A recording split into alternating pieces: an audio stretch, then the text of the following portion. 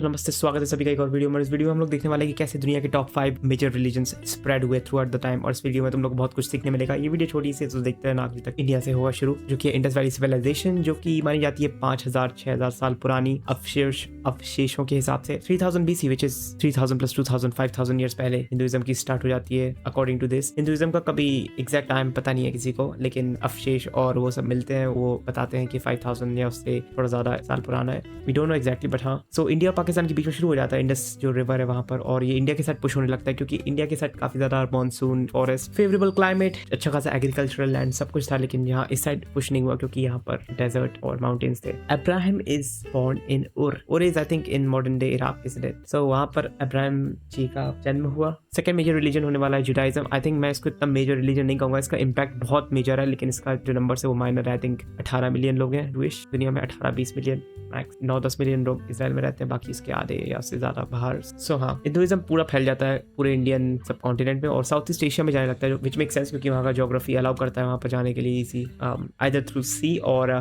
Through I don't know trading, sea or geography of course. Buddha ji का जन्म होता है नेपाल में, लुम्बिनी, जो मॉडर्न डे नेपाल लुम्बिनी है, लेकिन पुराने टाइम पे काफी हद तक इंडियन एम्पायर्स या जो भी ना एम्पायर का पार्ट माना जाता था, इंडिया का पार्ट माना जाता था। Buddha is born in Lumbini और वो इंडिया आ जाते हैं और अपना बुद्धिज्म प्रमोट होना शुरू हो जाता है। इंडिया के काफी सारे किंग्स हैं वो भी बुद्धिस्ट बन जाते हैं, जैसे कि मौर्य एम्पायर ही अपनी, उसने बुद्धिज्म को काफी ज्यादा बढ़ाया, श्रीलंका साउथ ईस्ट एशिया में फैलाया पूरे। जुडाइज्म आ गया है लेकिन कन्फाइन हो चुका है उसी रीजन पे। जीसस इज क्रूसिफाइड, जीसस को क्रूसिफाइड कर दिया गया है और अब क्रिश्चियनिटी की शुरुआत हो जाती है यहाँ से। क्रिश्चियनिटी को सबसे ज़्यादा जो फैलाने का काम किया है वो किया है रोमन एम्पायर ने, जो कि उस टाइम की बहुत डोमिनेंट एम्पायर हुआ करती थी। आई थिंक इंडिया और चाइना की एम्पायर्स के बाद it was the third most powerful empire, जिसने पूरे यूरोप में और आई थिंक नॉर्थ अफ्रीका में भी फैलाई क्रिश्चियनिटी। और उसके बाद क्या होता है, मोहम्मद इज बॉर्न इन मैका, जो कि सऊदी अरेबिया में है, होली सिटी है इस्लामिक। वहाँ से एकदम से स्प्रेड होना शुरू होता है, मोस्टली बिकॉज वहाँ पर ज़्यादा लोग नहीं रहते थे पहले तो, क्योंकि वो डेजर्ट है। सो काफ़ी जल्दी स्प्रेड हो जाता है। वहाँ पर रेजिस्टेंस कम मिलता है क्योंकि वहाँ पर पहले से कोई एक रिलीजन स्टैब्लिश नहीं था, वहाँ पर काफ़ी हद तक छोटे छोटे रिलीजन और वो सब चलते थे।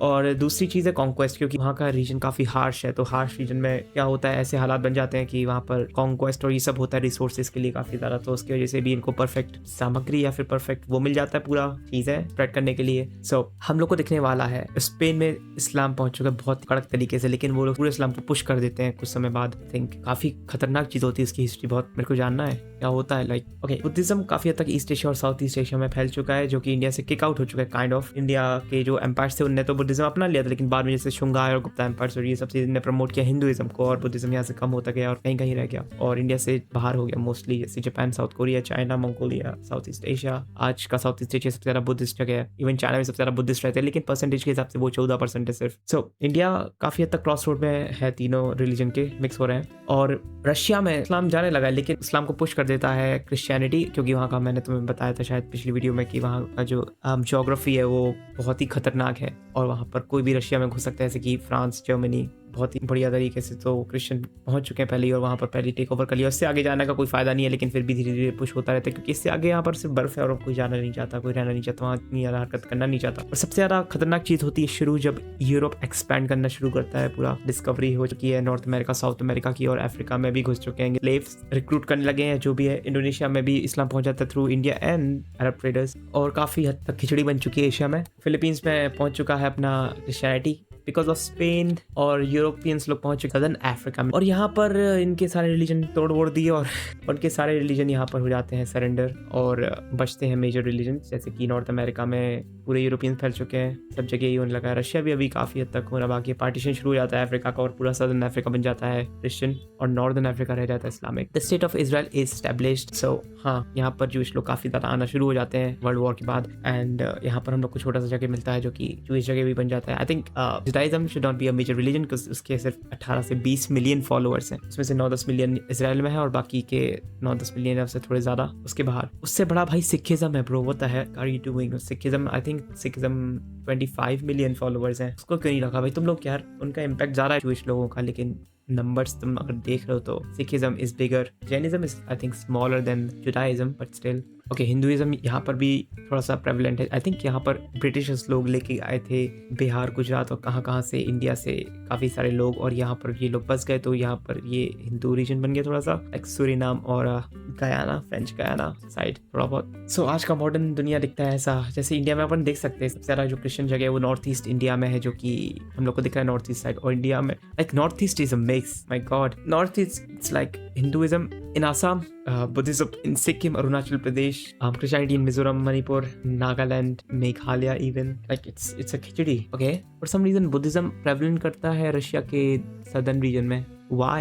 I don't know why. और हाँ, अगर तुम लोग को आज का देखना है क्या हाल है, so Christians सबसे ज़्यादा दुनिया में 2.3 बिलियन, जो कि ऑलमोस्ट 29% है। इस्लाम 2.2 बिलियन पहुंच चुका है, या 2 बिलियन पास किया है। 25.6% अनएफिलिएटेड बेसिकली ये लोग हैं जो कहते हैं मेरे को पता नहीं, या फिर जो कि एथियस्ट या एग्नोस्टिक है, ये सब हो जाते हैं। 1/4 24%। हिंदुइज्म 14-15%, बुद्धिज्म 4%, और अदर्स जुडाइज्म भी इंक्लूड किया इन लोगों ने 14 million, which is less than I expected. Bro Sikhism is like almost double bro, where is Sikhism? अगर तुम लोग को देखना है कि 100% क्रिश्चियंस कहाँ है, वो है वेटिकन सिटी में। I know they have like 800 people, पर ओके, आई थिंक सबसे ज़्यादा जो कंट्री के हिसाब से वो आर्मेनिया होना चाहिए, 98.5%। Oh my god, they are surrounded, but okay, काफ़ी सारा हाई है। Maldives is the highest Islamic country, 100%। I think 100% नहीं है, लेकिन मानते हैं वहाँ पर जो भी पैदा हुआ वो मुस्लिम ही है, कि वहाँ पर काफ़ी ज़्यादा पॉपुलेशन देख जाती है जो कि बाहर से आती है घूमने या रहने। तो अगर अपन देखें कि सबसे ज़्यादा I think religious atheist country कौन सी, चेक Republic, oh my god, Where's China? China is 51%. I think China was more 90% or something.